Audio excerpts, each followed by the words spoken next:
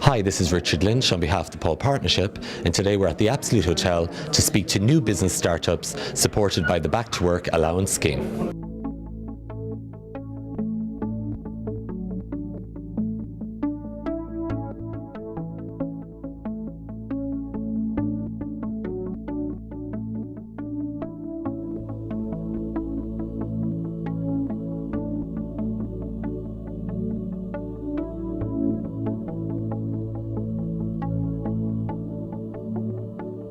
So Helen, can you tell me why we're here today? We're here today because it provides an opportunity to hear about the experiences of people who've set up their business, small business in the last 2 years, and to find out how they're getting on. We've brought together a number of clients of the Paul Partnership Enterprise Support Service, and it provides an opportunity for networking and to hear their experiences. You're also offering information how to overcome any difficulties they might have experienced. Yes, we have a number of mentors and people who've been working in business for many years, and we have a number of roundtable sessions that have a number of different themes based on different challenges that we've identified that some small businesses might be experiencing over the last couple of years. So it's an opportunity to meet with people who've been in the same position, to find out how they overcome the challenges and try to identify paths to progress their business into the future. And why does the Paul Partnership offer this service? Paul Partnership, we've been in Limerick City for over 20 years now, and one of our main strategic objectives is to support enterprise development in Limerick City. It's a strategic objective of ours in our current strategic plan to support people who may be unemployed long-term or short-term, who might have an idea about setting up a business and would like some support to do that, and we provide that service. So Claire, the clients that came into you looking for assistance in 2010, how have their businesses developed, these back-to-work startup businesses? Overall, the findings have been pretty positive. We've looked at all the clients that came into us in 2010. The majority, I think it's like 68% of them are still up and running today, so that's quite a positive finding. The assistance that they received from Paul Partnership, the Limerick City Enterprise Board and the Department of Social Protection all seem to have had a positive impact on their enterprises. So overall, the findings were quite positive, but yet, we can see where improvements could be made in the future.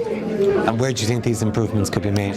Well, there was mention of maybe more assistance from both national and local authorities, maybe for the local authority to engage more with the new enterprise startups to see if they can lend a helping hand in any way. So things like that, and then maybe some kind of a process where there's a support service in place for clients so that when they come off the Back to Work Enterprise Allowance, there's a process or an extra layer of support there for them. So they would be the key findings, they would be the key areas of helping. So Nikki, how's your business doing now?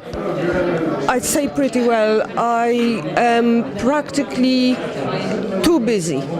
I am finding myself in a position where I have to either refuse some business, or I'm actually thinking seriously at the moment of employing additional people. How did the Paul Partnership help you? By asking me questions that had me thinking about what do I want to do next, how do I want to do it, and also what can I do for others within my business. For example, I don't know if you realize, but Limerick is called a Polish capital of Ireland. There is so many Polish people, but most often they don't have good English. So what I do at the moment is I prepare them for coming to Paul Partnership. So tell me, Siobhan, how did Paul Partnership help you with your business?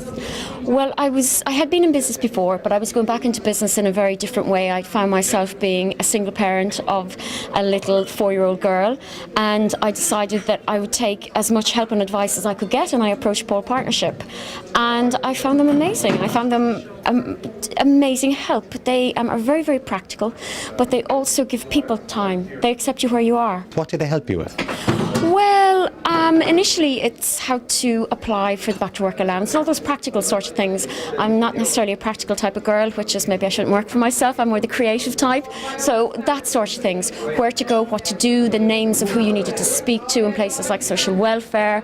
If I ever had an issue or I needed advice about something, I found them so willing to give you that advice and to spend time with you and then suggest, well, maybe you should call this person or maybe you should call that person. And to this day, I find them a great benefit. You think this synergistic approach is really what's going to push us all further as individual businesses? I do. So I offer my services back into the Paul Partnership. In that I said, if people are starting up a business, send them to me. I will give them 2 hours consultancy free in regard to their legal, compliance, regulatory responsibilities in health and safety. The amount of referral groups that are springing up all over the country, right? They're what I call Irish business nationalism. It's Irish business cooperating with each other and referring each other to other businesses. That was lost in the Celtic Tiger. Everybody wanted the sexy companies, the big companies, I'm global, I'm this, I'm that. We've retrenched and we need to think regionally, but we need to think Irish and help each other. How does the Limerick Enterprise Board work in conjunction with the Paul Partnership? Well, the board and Paul Partnership have worked together for a good few years at this stage around supporting small business initiatives in the city.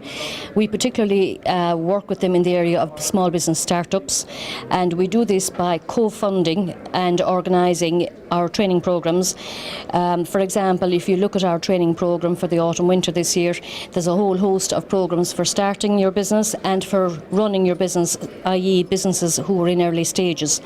And those programmes are jointly funded by ourselves, the Paul Partnership and the Department of Social Protection.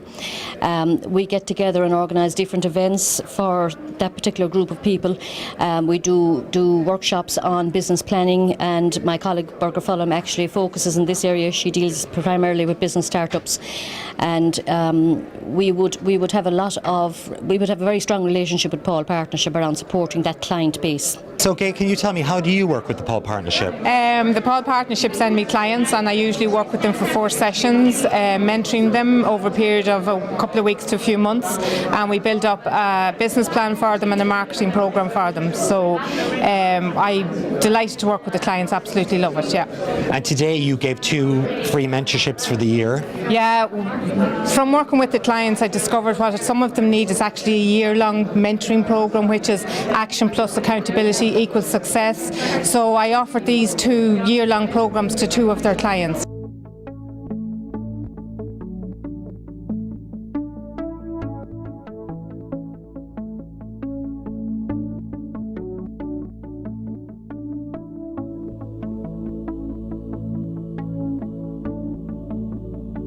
Gillian, can you tell me how you get and keep customers?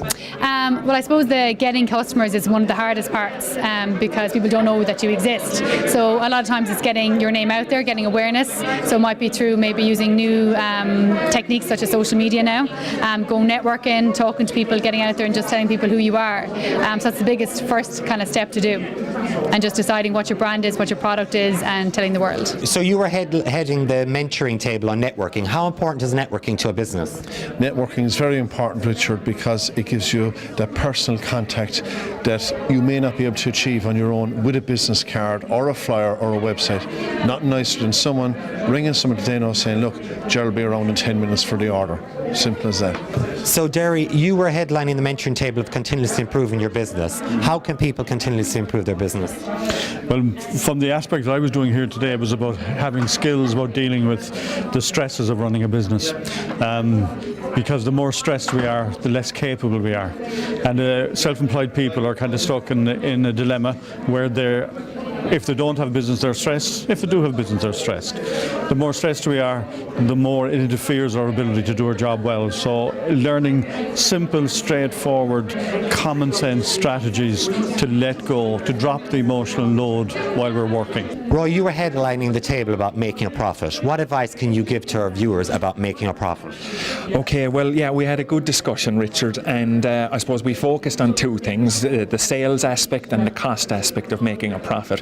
And ultimately what we focused in on is a new business owner, a small business owner, a startup needs a business plan. And ultimately what they need is they can't afford to leave that business plan on the mantelpiece. They need to revisit the business plan all the time to take account account of the actual environment that they find themselves out there. So if they feel that they can't make a profit, they have to then revisit their costs and say, look, do we need to reduce our costs, or are we in the wrong market? If they find that the price that they're trying to compete at is too low, then maybe they need to refocus on a different market. So that was really the summary of what we discussed. So Helen, today has been hugely successful. What advice can you give to start-up business owners out there moving into the future? I think what people would have heard today is that it is still positive out there. I know we're in a very difficult time. The economic climate isn't great, but people are surviving. We've heard some very positive stories here today of people whose businesses are surviving. They're still looking to expand, but the message is that there are supports out there, and to access those supports, in particular the enterprise training, the market research, finding out who your potential market customers are, to network in particular. And Paul Partnership play a strong role in providing opportunities for people to network, to access training, and with those supports that there is a positive path for people setting up their own business, a new small business. This is Richard Lynch, and on behalf of the Paul Partnership Limerick, thank you for joining us. We'll see you soon.